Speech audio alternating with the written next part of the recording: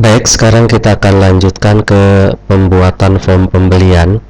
Langkah pertamanya harus kita siapkan dulu tabelnya, yaitu tabel pembelian dan tabel detail beli. Cara tercepatnya adalah dengan menyalin tabel penjualan.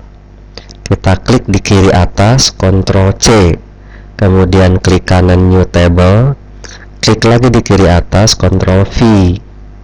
Ini tinggal kita ganti dengan supplier.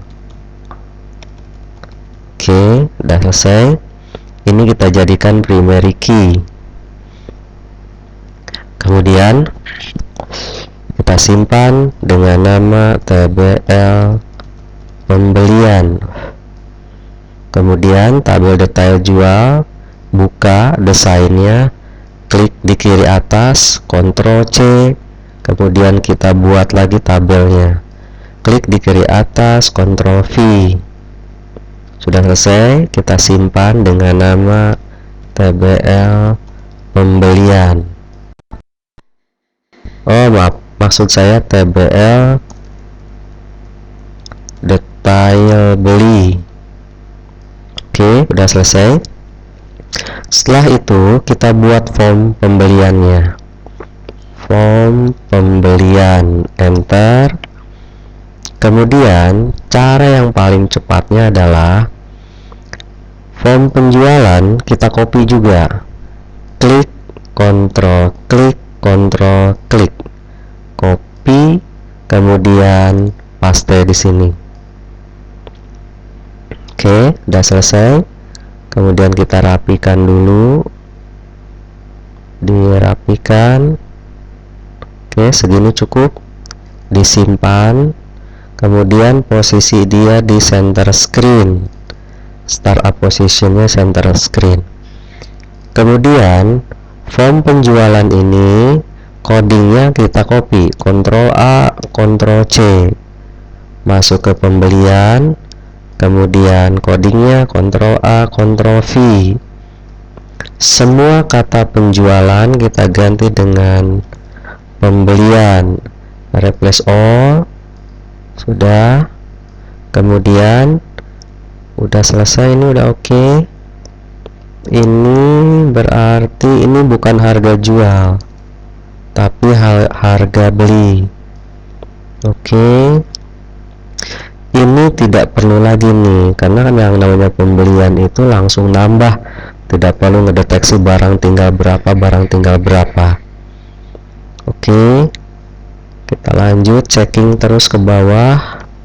Kemudian pada saat disimpan, yang namanya pembelian itu adalah menambah stok barang, jadi bukannya mengurangi. Dan untuk proses pembelian tidak diperlukan adalah adanya pencetakan, karena fakturnya sudah kita peroleh dari supplier. Oke, ada yang terlewat. Semua kata customer, Ctrl H, kita ganti dengan kata supplier, replace all. Oke, udah selesai. Kita coba cek, kita alihkan ke form pembelian, lalu kita run. Apakah ada error atau tidak? Oke, sudah running mulus. Oke, sudah ada. Hanya saja saya melihat formnya ini kurang lebar sedikit. Oke, diperkirakan segini cukup. Kita tes lagi interfacingnya. Oke, saya kira cukup ya. Nah, kita sekarang bisa mulai dari form login. Maaf, kita mulai dari form login. Kita harus cek dulu di pembelian ini jelas datanya masih kosong. Di detail beli pun jelas datanya masih kosong. Di tabel barang, nah ini yang akan kita beli, ini barangnya nih yang 00, ini kita akan beli 10 dan 10. Oke, kita akan coba run. Kita coba mereka apapun. Login salah, harusnya huruf besar. Oh, masih salah juga. Mereka apapun. Oke, transaksi pembelian dari supplier, kode barangnya B001, B0001 kita beli 10, B003 kita pun beli 10. Oke, kita bayar, misalkan simpan. Oke, udah selesai. Lalu kita lihat detail beli, run. Tabel detail beli. Ada yang salah, maaf, ada yang kurang di ininya, ada yang belum diganti nih. Jadi dia malah masuk ke tabel detail jual nih, ini nih. Maaf, ada yang kurang. Transaksi nomor, coba kita lihat dulu.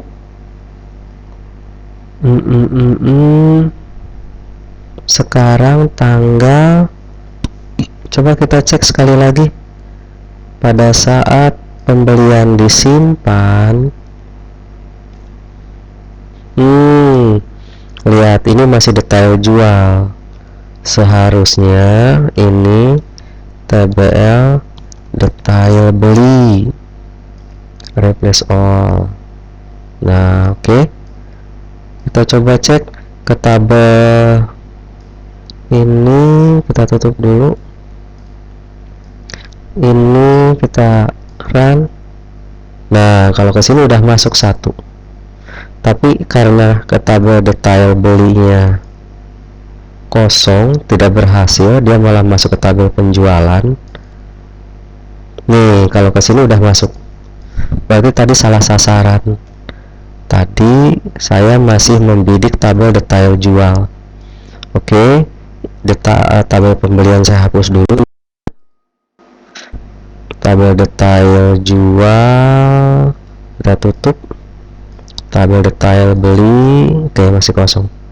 Kita coba lagi, run. Mereka apapun. Oke, transaksi pembelian dari PT ini kita beli B001 10, B003 10, kita bayar, simpan. Oke, udah sip. Kita coba lihat isinya di tabel detail beli. Nah, ini dia, kita beli 10 di tabel pembelian nih, kita beli 20. Dan di tabel barang, nah, jadi saudara, untuk membuat transaksi pembelian itu tidak lebih dari 10 menit. Oke, selanjutnya tentang bagaimana mempercantik desain aplikasi akan saya bahas pada sesi berikutnya.